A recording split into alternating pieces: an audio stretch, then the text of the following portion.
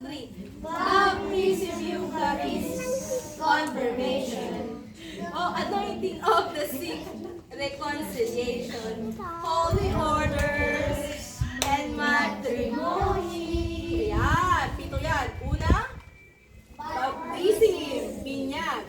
Sunod, Eucharist. Isa. Isa. Ano ba sumunod doon? Confirmation. Ano yung confirmation? Compile. Very good. Ano pa sunod? Ano to? Reconciliation. Kung baga sanay kumpisan. Pag nagkukumpisan kayo, ano yan? Ano to? Reconciliation. Very good. Reconciliation sa Tagalog yung reconciliation.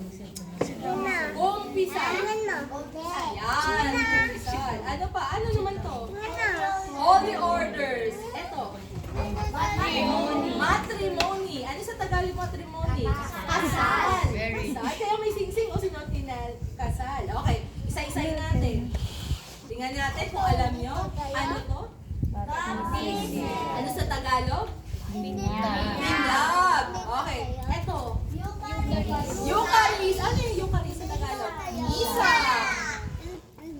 Ito. Ano to? Anointing of the sick. Ulit, ano to? Anointing of the sick. Ano sa Tagalog yun? Pagpapahid ng langis. Pagpapahid ng langis. Ano sa Tagalog yun? Ganon? Pagpapahid ng langis. Ano sa English? Anointing of the sick. Okay. Eto. Eucharist. Eto.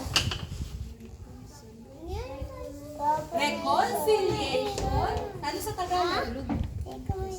Nagsisimula sa K.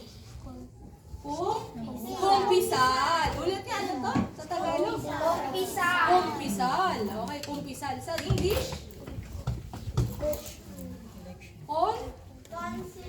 Reconciliation. Ito. Matrimony. Ano sa Tagalog? Kasal. Okay. Ito. Okay. Kabisado niyo. Dito. Ang sabi dito, meron daw siyang tatlong story. At tatlong